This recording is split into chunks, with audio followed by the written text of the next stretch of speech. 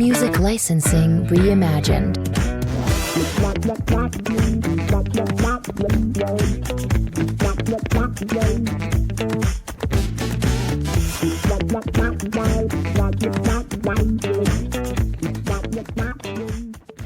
Otro también tomó otra actitud, ¿no? Que espero que no sea la de aquí. Agarró su cartera, la guardó en lo más profundo de su bolsa y dijo: en el nombre de Jesús no te vas hoy.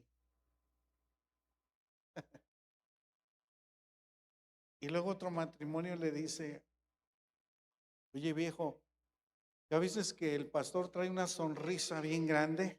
Y eso me preocupa porque cada que trae una sonrisa bien grande seguro que va a pedir. Y le dice su esposo, le dijo: sí, amor, pero pues el problema está que el que va a ayunar a la de a fuerza en la semana voy a ser yo. Le dice: pues acuérdate que el pastor solamente lo que nos quiere es enseñar acerca de la generosidad. Y además recuerda lo que la Biblia dice, que Dios ama al dador alegre. Y le dice el esposo: pues yo creo que Dios me ama muy poquito porque ya se me fue la alegría. Yo no sé a cuántos se les haya ido la alegría cuando sepa que de qué vamos a hablar hoy. Y yo te invito a que ores y que le digas al Señor: Señor, yo quiero poner todo mi mente en ti, oh Dios, y quiero que hables a mi vida. Padre, creo que tú tienes algo para nosotros, para mí de manera especial. Has tratado en mi vida. Te pido que esto también llegue al corazón de los que hoy han venido a escuchar tu palabra y que sea sembrada tu palabra en el nombre de Jesús. Muchas gracias. Amén. Me pregunté por qué es muy polémico socialmente también hablando, hablar precisamente de finanzas en la iglesia. Porque de muchos temas podemos hablar, pero hablar de finanzas es un tema muy escabroso, espinoso, es un tema incómodo. Y creo que te voy a dar 5 razones por las cuales esto se convierte en polémico. Primero, porque desgraciadamente existe un historial de abusos y escándalos en iglesias respecto a las finanzas. Porque muchas personas han visto a predicadores, han escuchado a predicadores manipular a la gente con promesas, con falsas promesas de prosperidad. Y hoy todo se graba y se queda en las redes. Un saludo a los que están viendo. No vayan a editar esto y van a decir: el pastor lo dijo. Pero desgraciadamente hay gente que manipula a las personas a la hora de hablar de finanzas y le dice: ¿cuántos quieren un milagro? Amén. Ah, pues tienes que dar tantos dólares para que recibas tu milagro.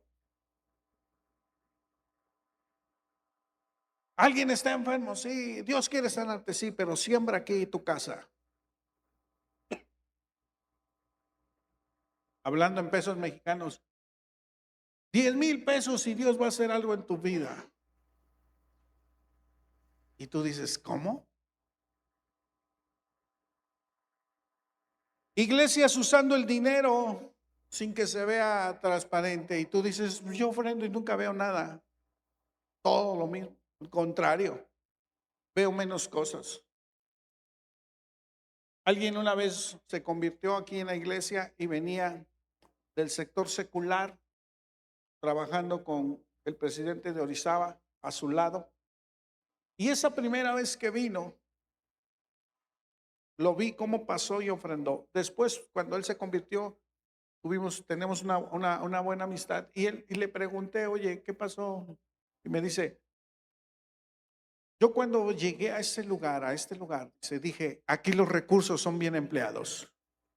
Es la frase que normalmente tienen los que trabajan en una administración pública. Y dices, bueno, si tengo una lógica elemental administrativa, pues me doy cuenta que estoy en una silla cojinada y que esa silla, pues mínimo, ahorita, ¿cuánto nos cuesta, hija? 800 pesos, ¿no? Que vamos a comprar otras.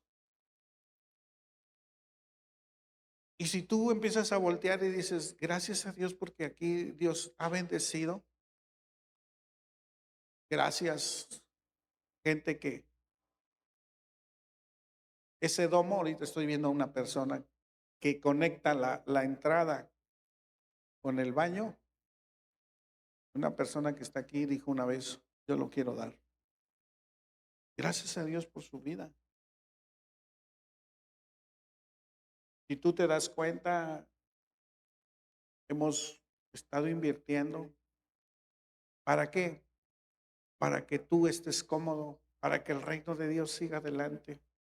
Entonces, a veces es cierto, la gente dice, pues yo doy, pero no veo claro. En otros momentos se convierte ese historial de abusos y escándalos es porque líderes enriquecidos a costa de la fe de la gente. Yo viviendo de ustedes, pidiéndoles dinero para irme de viaje, para comprar una casa, para comprar un auto. Y todo lo que tengo usted me lo da. Y me lo tiene que dar. Aunque yo le voy a decir algo, dice la Biblia que el obrero es digno de su salario. Y yo no vería mal que alguien que se dedique a pastorear, a enseñar a la iglesia, pueda vivir en la medida correspondiente. Yo no lo vería mal. En mi caso no es así aún. Y usted lo sabe, lo sigo diciendo. ¿Por qué? Porque precisamente se convierte en un tema polémico, sí, pero en las redes sociales, sí, pero cuando tú ves un mal testimonio, pero cuando tú vienes a esta iglesia sabes que eso no es así. Entonces, tú no puedes decir que se convierte en ti una cuestión polémica porque tu pastor se ha enriquecido a costa de usted. Para empezar, no soy rico. Una ocasión cuando estábamos haciendo la remodelación de la casa, que muchos ni siquiera sabrán porque aún todavía la estamos pagando.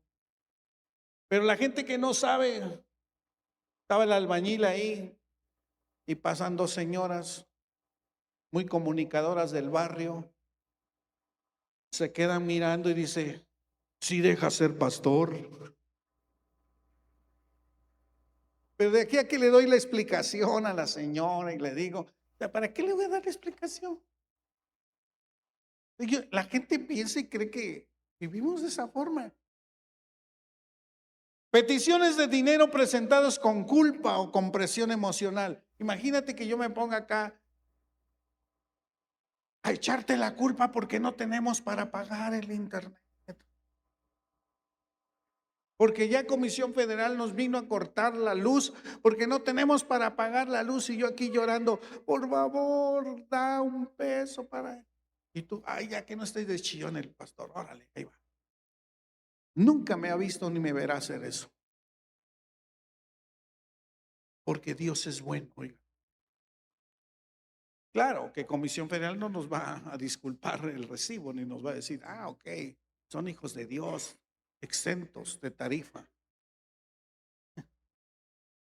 Esto crea desconfianza en las personas y hace que la gente piense inmediatamente, cuando habla de abuso, se menciona dinero e iglesia en la misma frase. Y dice, iglesia y dinero es abuso. Entonces eso se convierte en una cuestión polémica. Y otra razón es porque el dinero toca áreas sensibles del corazón. Hablar de dinero es hablar algo que está ligado a tu persona, a la seguridad.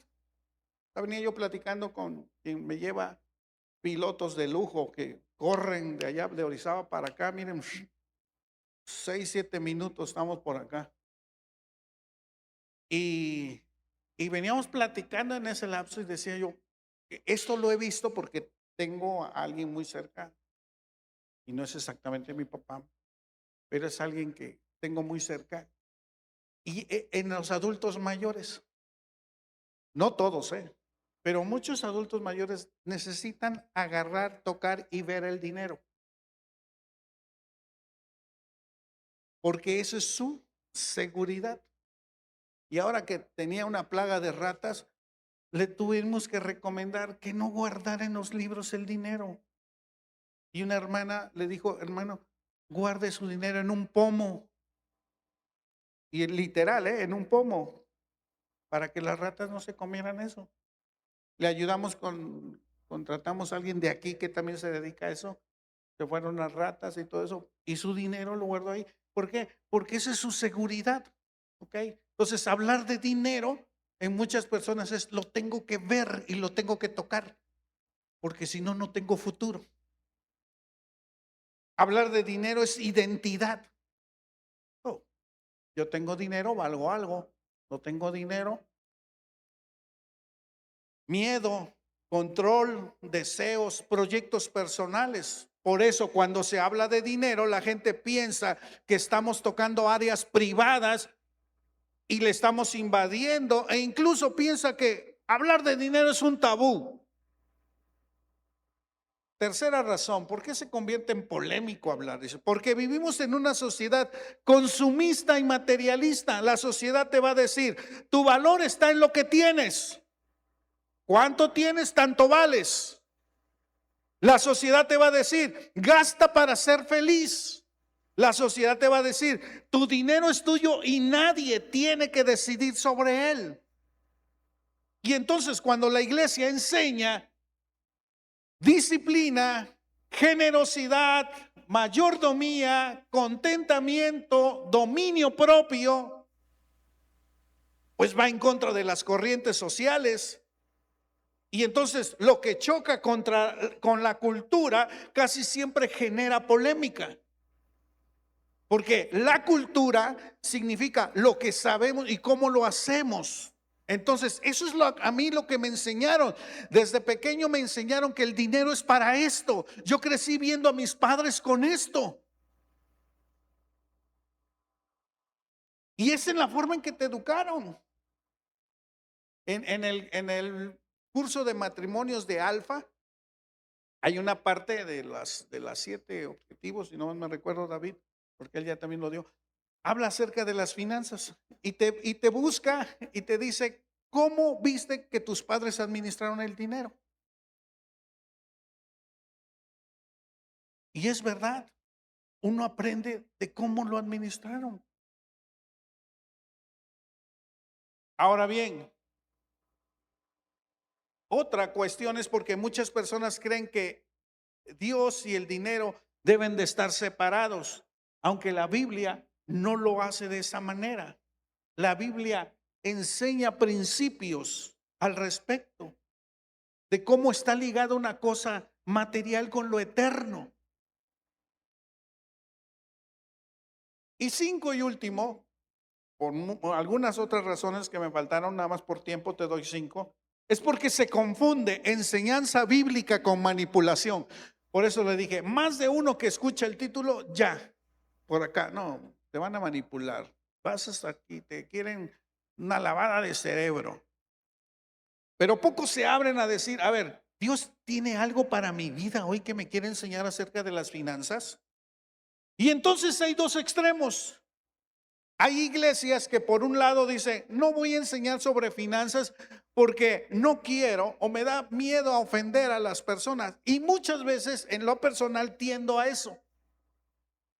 Si alguien ha venido constantemente en el año, dígame cuántas veces se ha ocupado para enseñar de las finanzas. Ni una vez. Hasta ahora. O sea, yo por lo regular lo hago una vez al año. Pero es algo tan importante, porque digo, a ver, no se trata de que la gente, yo doy a veces por entendido que la gente sabe qué tiene que hacer con su dinero. Pero el Señor dice, tienes que enseñarle a la iglesia a ser sabia en relación a las finanzas. Entonces a veces el extremo es, mejor no hablo de esto para que no se ofendan. Pero por otro lado, hay otras iglesias que dicen, ok, vamos a explotar el tema para que me generen ganancias. Y entonces empiezan a vivir en algo así como que la prosperidad para todo. La gente mezcla ambos extremos y concluye, hablar de dinero es malo. Cuando en realidad el problema no es el tema, sino el corazón y la intención que tú tienes. La polémica nunca va a ser bíblica, porque la Biblia no va a generar polémica. Lo que genera polémica es la parte cultural y emocional de donde vivimos. Porque la Biblia tiene bien claro acerca de las finanzas. La Biblia no presenta las finanzas como un tema secular, sino lo toca las finanzas como un tema espiritual y trascendental. De tal manera que en el pensamiento hebreo no existe la separación entre lo material y lo espiritual. Mira, ¿qué dice Salmos 24:1? Y observe. Dice, Dios es Señor del cielo y de la tierra. A ver otra vez. Dios es Señor ¿de dónde? Y de la tierra. Por eso, cuando el Señor enseña a orar, dice, hágase tu voluntad en el cielo como en la tierra. Por eso enseña que lo que ates en el cielo será atado en la tierra y que lo que desates en la tierra será desatado. Entonces habla de una conexión entre lo material y lo espiritual. Pero el hombre en su mentalidad limitada dice, a ver, no, es que una cosa es otra cosa y esta es otra cosa. No, Dios tiene que ver y te quiere enseñar algo más profundo. Por eso es que la Biblia menciona este tema como algo tan importante, escúcheme bien, que forja un discípulo. Si alguien ha puesto atención, he estado hablando sobre Mateo 6. Y Mateo 6 es el sermón del monte donde está forjando a los discípulos. Les está enseñando aquel, no que es un fan del Señor Jesús, no aquel que es un aplaudidor de Jesús, no aquel que dice yo quiero sí, pero no hoy, mañana. No, le está diciendo todo aquel que quiera ser discípulo. Y le dice, todo aquel que quiera ser discípulo aprenda 3 cosas: ofrendar, orar y ayunar. Cuando tú logras esas 3 disciplinas, entonces empieza a considerarte discípulo del Señor. Tan importante es esto, es un tema tan importante porque es sensible, es universal y es revelador al corazón humano. La muestra está que Jesús, según la clasificación que le den algunos teólogos, Jesús enseñó entre 38 y 40 parábolas. De las 38 y 40 parábolas, 16 o 18 hablan de finanzas. Quiere decir, el 40% de lo que habló Jesús fue de finanzas. Habló más que de fe y que del infierno. La pregunta es ¿por qué? ¿Por qué habló más de finanzas al respecto? Y si alguien es buen estudiante, saque las parábolas en su casa y haga la cuenta y vea de cuántas habla acerca de las finanzas. Ok. Entonces, ¿por qué la Biblia habla tanto de ello? ¿Por qué la Biblia habla de las finanzas? Te voy a dar unas razones. La primera, porque el dinero lo que va a hacer es que va a revelar tu corazón. Hay algo que yo no puedo ver y es tu corazón. No conozco tus pensamientos, no conozco tu alma, pero hay alguien que sí lo conoce y es Dios, y hay alguien que sí lo revela y lo externa, es el dinero. Me encanta este versículo que voy a leer de Mateo 6. Cuando llegues a casa o en la semana, vuelve a leer Mateo 6 y te das cuenta que lo primero que comienza a hablar es sobre las ofrendas. Y luego retoma el tema de las finanzas en Mateo 6. ¿Por qué el Señor le dio la importancia del ayuno y de la oración a las finanzas? Y en Mateo 6, capítulo 21, Jesús hablando de los tesoros y de cómo hacer tesoros en el cielo más que en la tierra, dice algo: donde esté tu tesoro, allí estará también los deseos de tu corazón. A ver otra vez. Donde está tu tesoro, allí están los deseos de tu corazón. Es decir, lo que hacemos con nuestro dinero muestra tres cosas. Muestra en qué confiamos, qué amamos y qué es nuestra prioridad. Vámonos a lo práctico. ¿Qué haces cuando recibes dinero?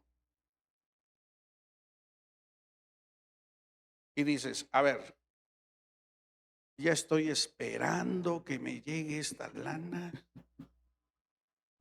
porque quiero irme a comer en el lugar donde siempre he deseado.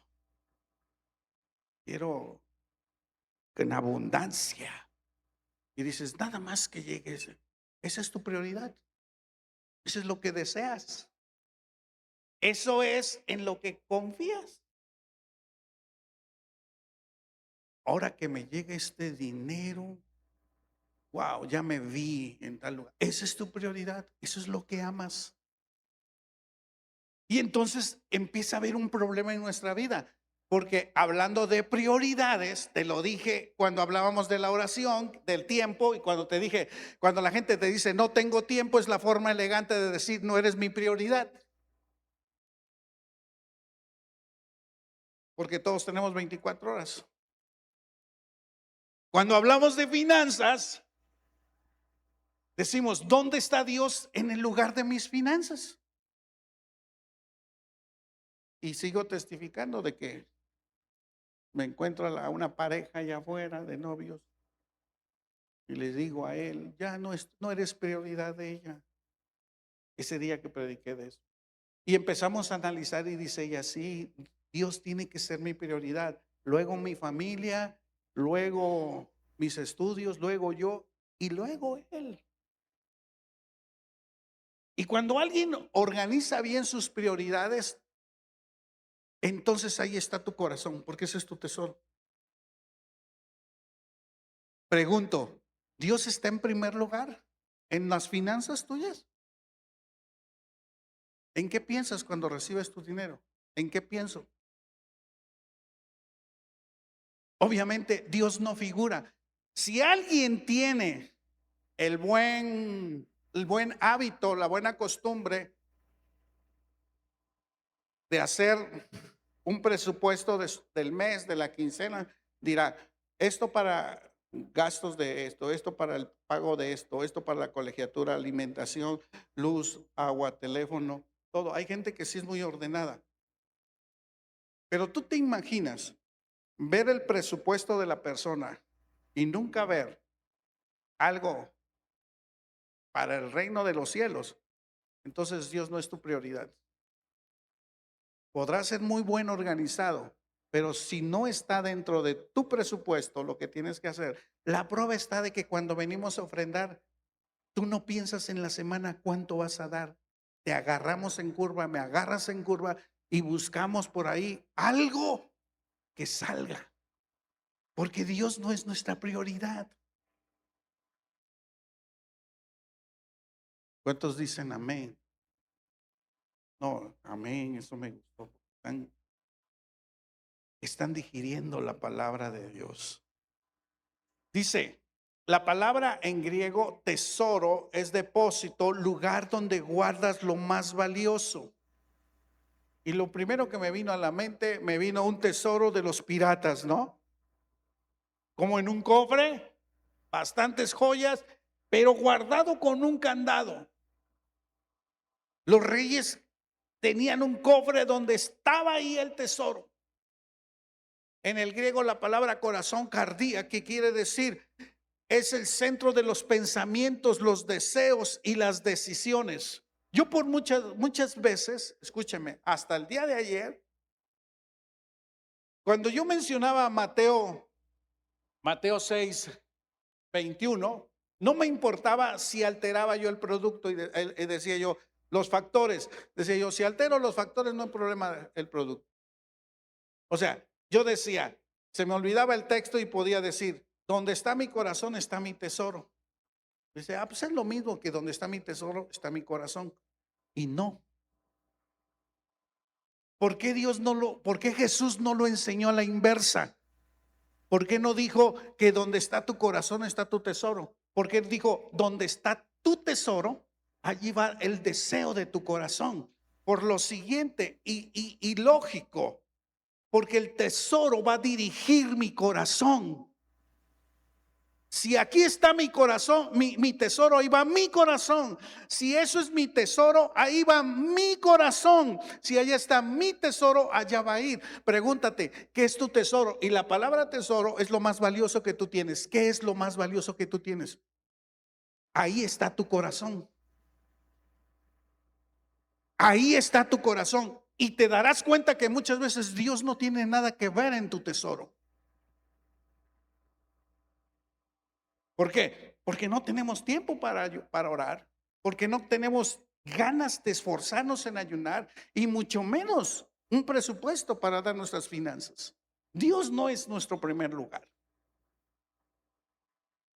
Es un principio espiritual. Tu dinero revela tus prioridades. Otra vez, tu dinero revela tus prioridades. Otra razón, porque el dinero intenta competir con Dios, y subrayo, intenta competir con Dios. Jesús enseñando en el monte le dice a sus discípulos, ahora en el verso 24, Mateo 6, y dice, nadie puede servir a dos amos, pues odiará a uno y amará al otro. Será leal a uno y despreciará al otro. O sea, Dios está enseñando la lealtad. Jesús está enseñando la lealtad. Dice, no se puede servir a Dios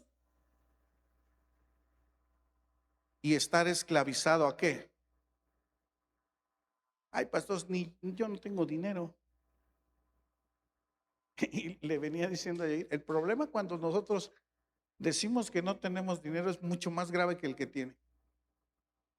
Porque la codicia llena nuestro corazón. Y por dinero, por obtener dinero muchas veces pierdes tus valores y todo. Y fíjate lo que está diciendo el Señor. Una versión dice lo siguiente: no podéis servir a Dios y a Mamón.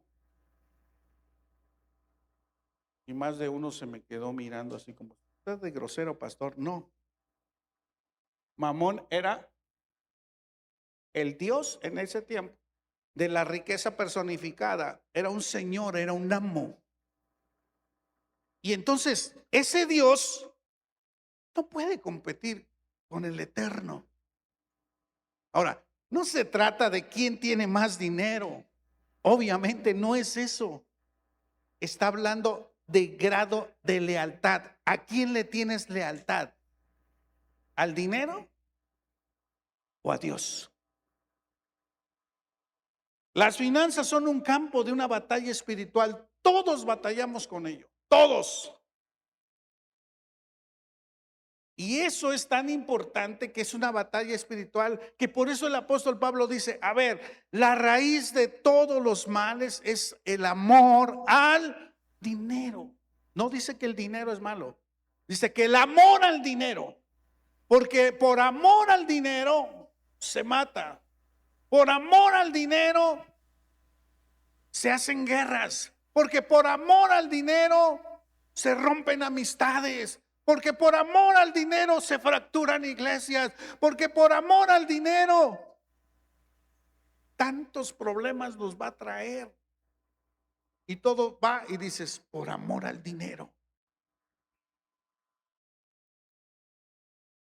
Otra, porque la administración es parte del discipulado. El Señor nos quiere enseñar a ser buenos administradores y te dice, a ver, nosotros somos solamente administradores, no somos dueños de nada.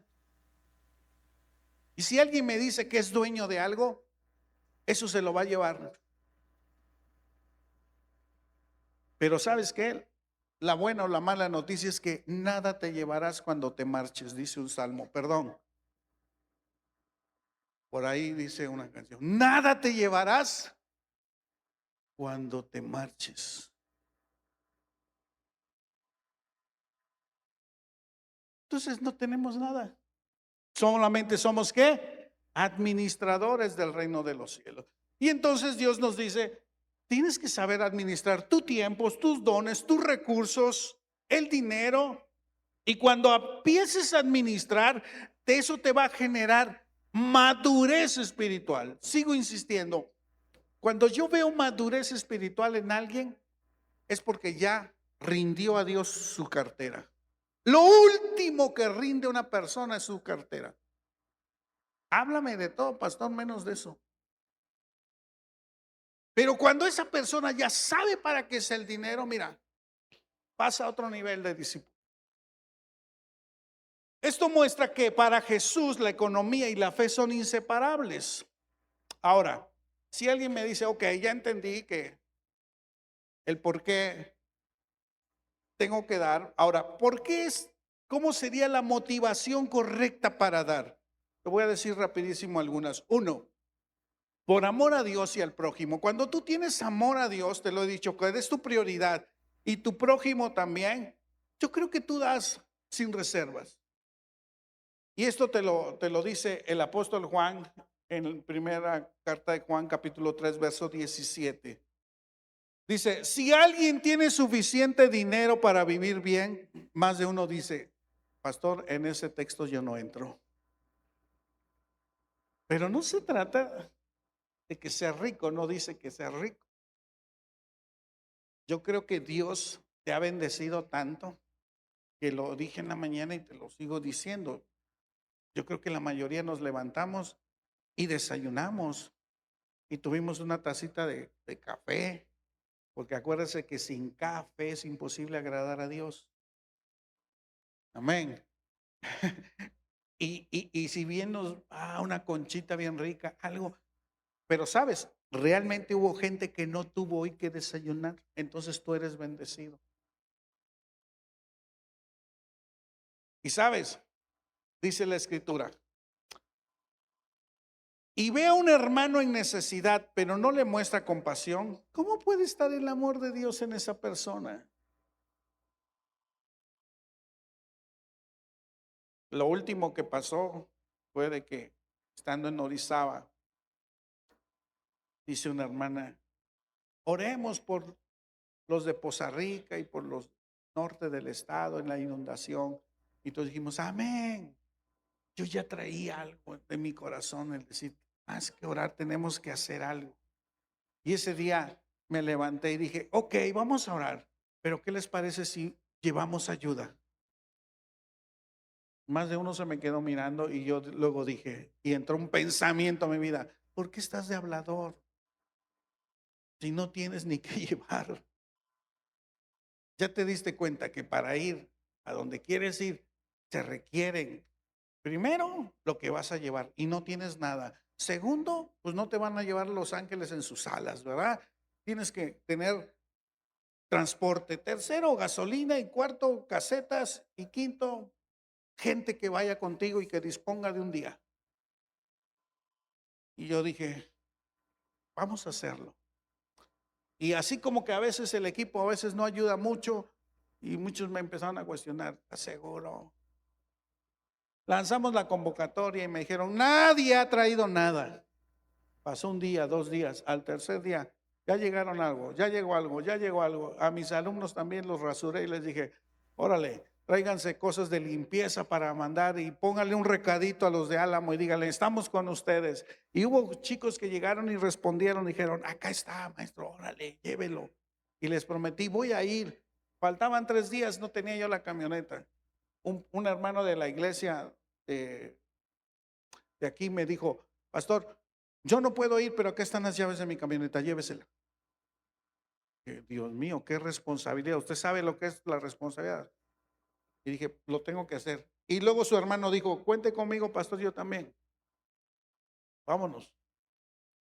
Y luego llegó el momento en que el equipo, yo puedo ir, yo puedo ir, yo puedo ir. Hicimos un equipo mega. Luego la iglesia de México, que estamos mentorizando, me hablan, me dice, pastor, estamos viendo lo que tú estás haciendo. ¿Podemos ir contigo? Sí, ¿cómo le haces? Así, así, así. Y ellos ya tenían víveres así. No, digo, mira, fíjate cómo le hace la pastora acá. Los mete todos, hace paquetes y, ok, perfecto. Nos reunimos allá en Poza Rica y llegamos a Álamo. 5 camionetas cargadas. Sí. Y empezamos a bendecir a las personas. Fuimos con un pastor y él nos guió a la necesidad a dar. ¿Y sabe por qué? Porque muchos de ustedes han entendido que lo que Dios nos da es para darle al que necesita. Y eso es para darle ¿qué? Gloria al que reina, al que siempre suple nuestras necesidades. Y yo pregunto del que trajo algo, ¿se queda usted pobre? No. Pero sabe, eso es lo que Dios quiere. Ahorita vamos a cerrar el proyecto de Grupos Conexión. ¿Y sabe cómo se va a cerrar? El proyecto es, vamos a buscar a varias personas de la tercera edad en la iglesia y queremos ir a su casa y les vamos a llevar despensa y queremos pasar un rato, ser generosos con el tiempo y llevarles algo, llevarles fruta. Y le estaba diciendo al equipo, y el próxima ocasión quiero buscar a pastores de la región y que le podamos llevar una fruta, algo también para decirles, pastores, valoramos también tu trabajo, porque Dios ha sido bueno con nuestra iglesia, ¿se da cuenta? A ver otra vez, Dios ha sido bueno ¿con qué? Con nuestra iglesia. Ese es el motivo por lo cual tú tienes que aprender a dar, para bendecir ¿a quién? A los demás. Acá hay un grupo de misericordia que va al hospital y lleva comida. No tengo ahorita la estadística, pero gracias a gente que se ha unido al trabajo y sabe que va al hospital a regalarle comida a la gente que tiene sus familiares ahí. ¿Sabe por qué? Porque nos sobra el dinero, porque no tenemos nada que hacer. No, porque hemos aprendido que lo que Dios nos da es también para compartir a los demás. Gratitud en la gracia recibida. ¿Cuántos pueden darle gracias a Dios por lo que recibes de Él? ¿Cuántos vienen agradecidos hoy con Dios? A ver, levante su mano. ¿Cuántos vienen agradecidos hoy con Dios? Dios ha hecho cosas grandes en tu vida.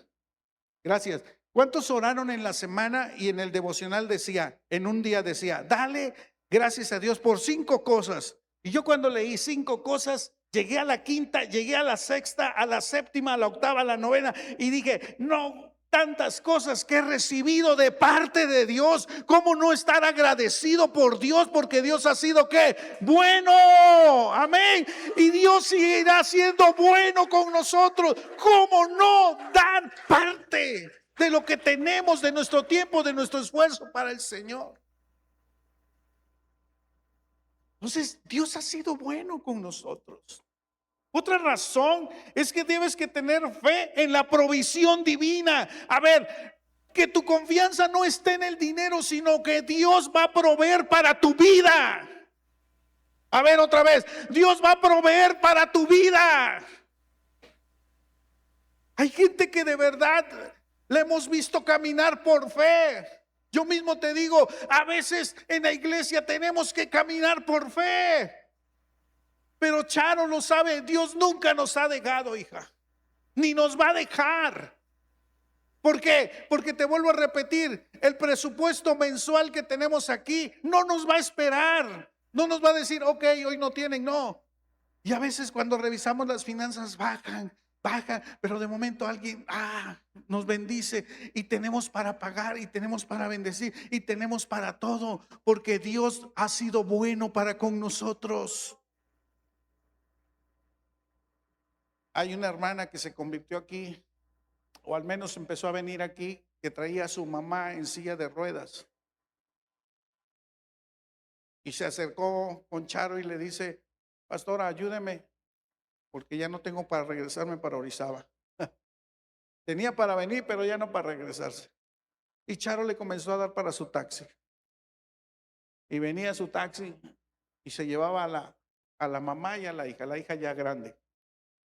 La mamá muere, ella se queda, ella vive como a 5 cuadras de la iglesia de Orizaba. Por comodidad se va a la iglesia de Orizaba y siempre decía, pastora, le hablaba por teléfono, mensajes, ayúdeme a orar, pero bendígame también. Yo un día voy a recibir una pensión.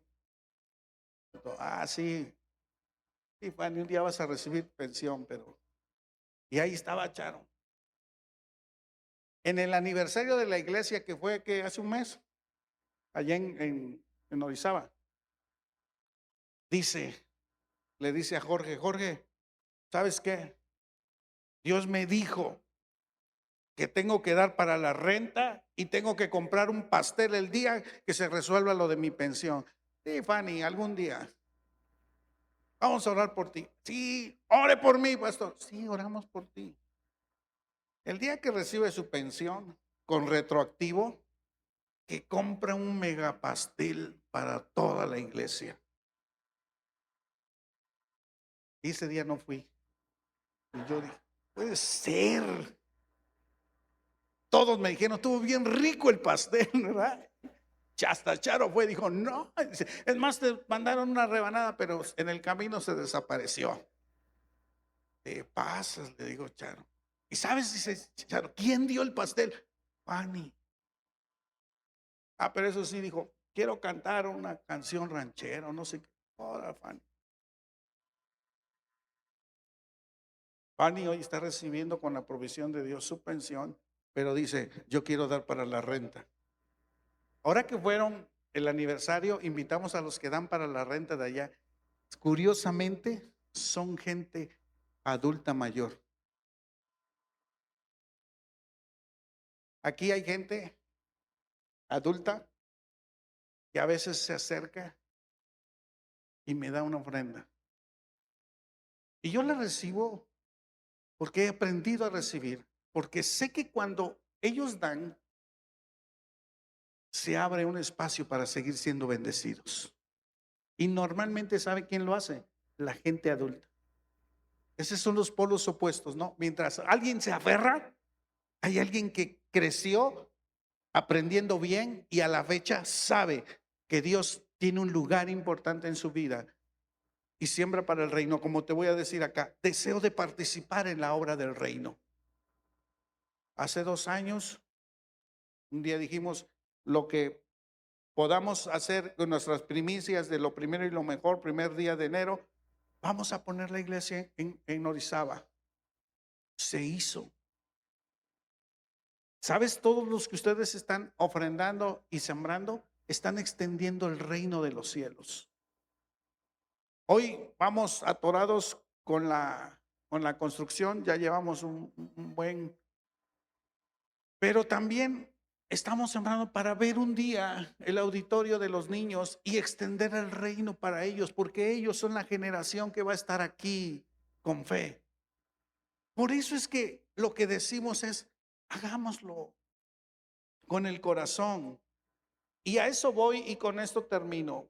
Quiero que vayas a Génesis capítulo 4, verso 3 en adelante.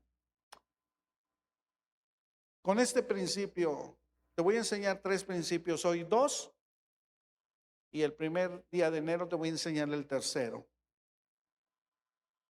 Una forma de ser generoso cuando tú das, deja que tenga estas características. Dice, al llegar el tiempo de la cosecha, mi pregunta es, ¿por qué cosecharon? Porque sembraron. Caín presentó algunos de sus cultivos, no dice cuáles, dice algunos de sus cultivos como ofrenda para el Señor.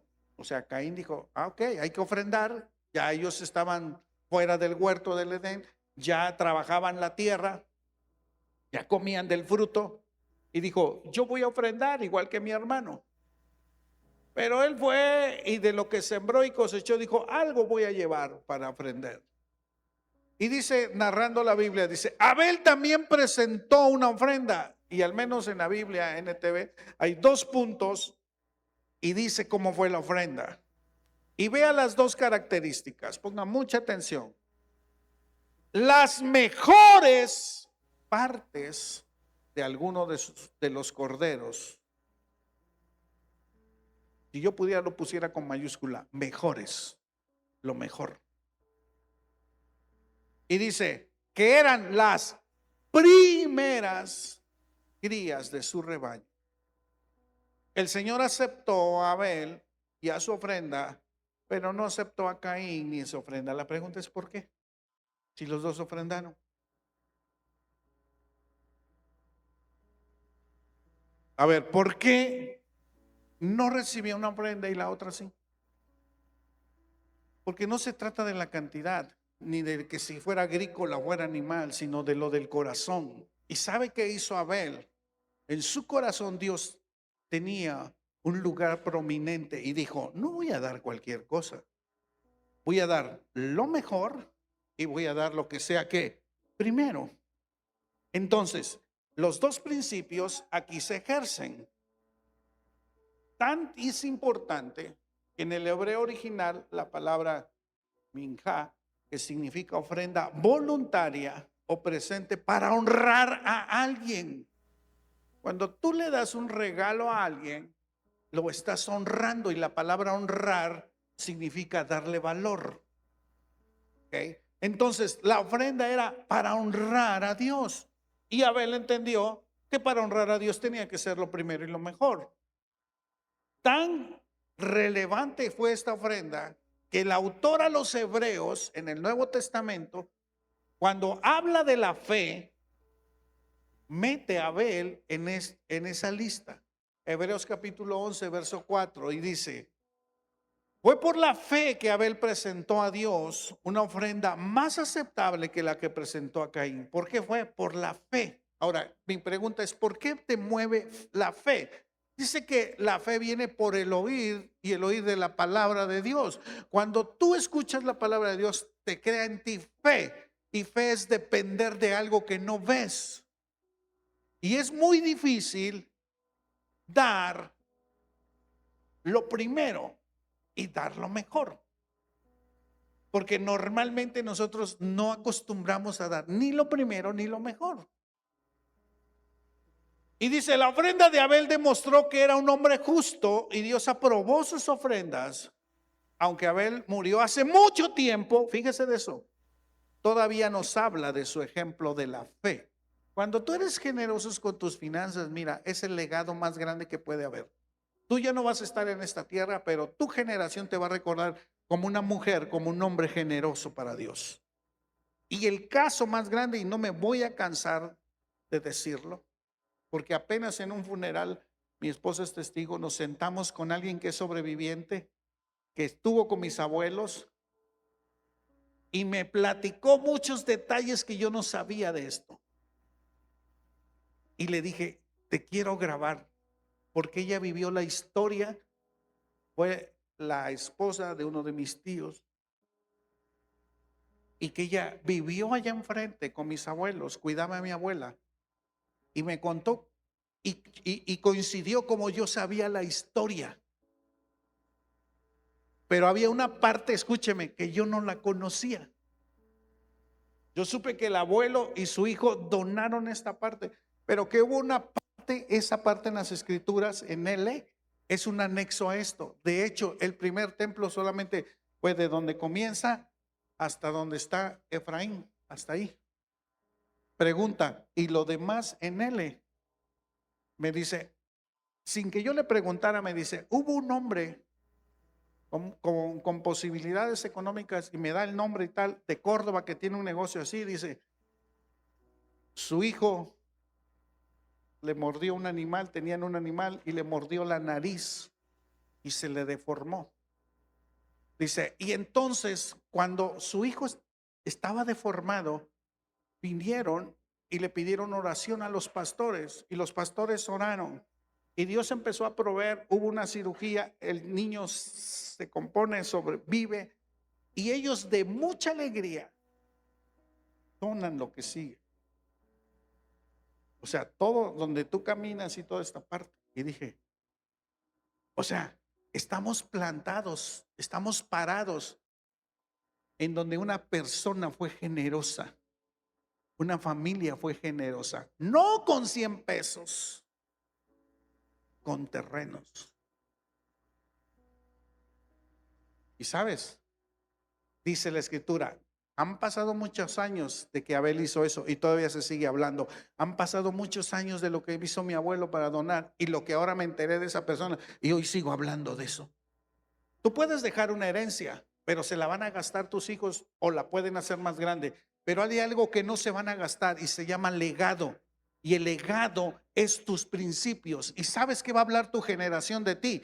Mi abuelo fue un hombre dadoso, un hombre o una mujer que aprendió a dar, que aprendió a ser generoso. Por eso esa bendición aún me alcanza ahora.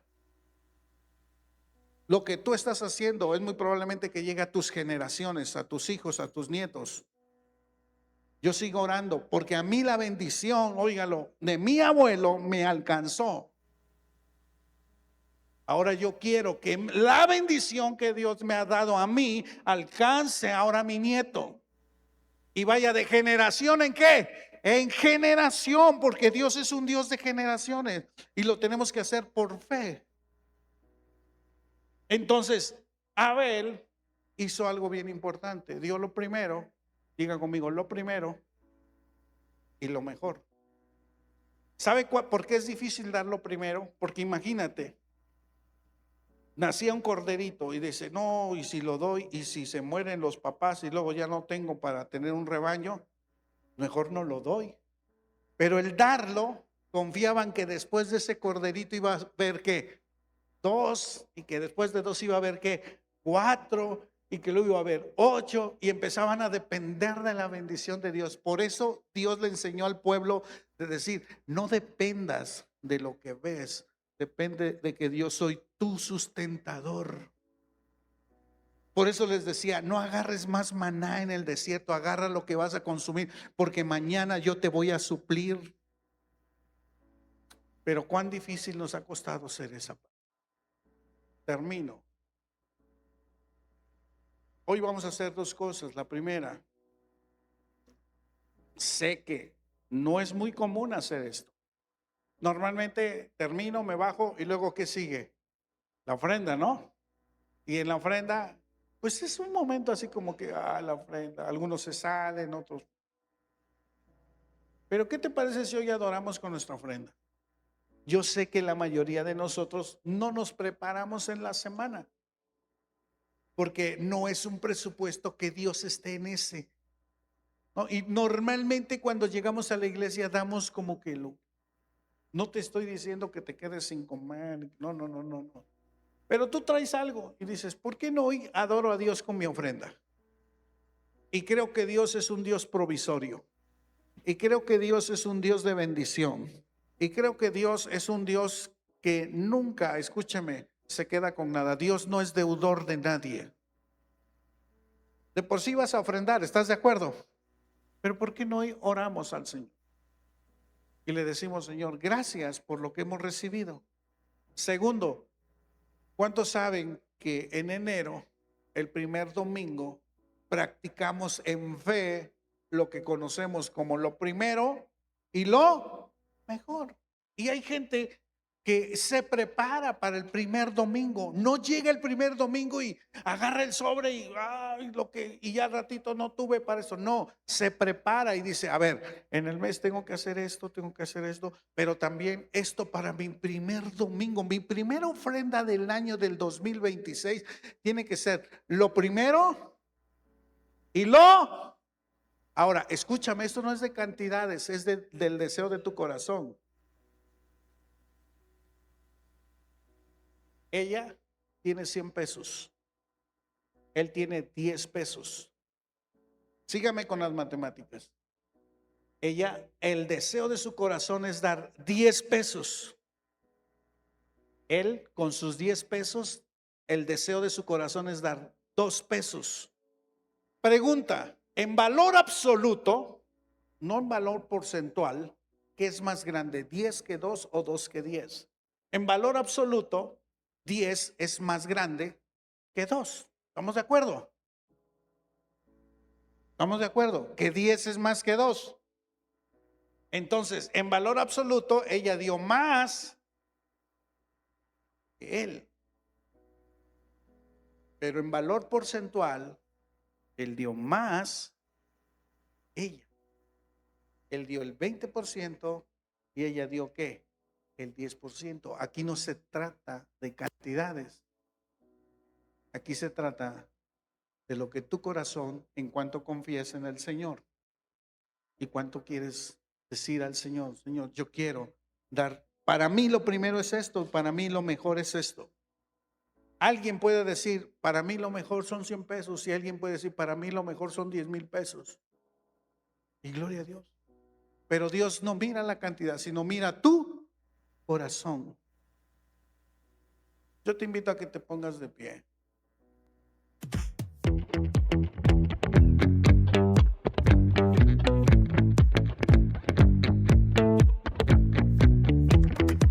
Artlist.io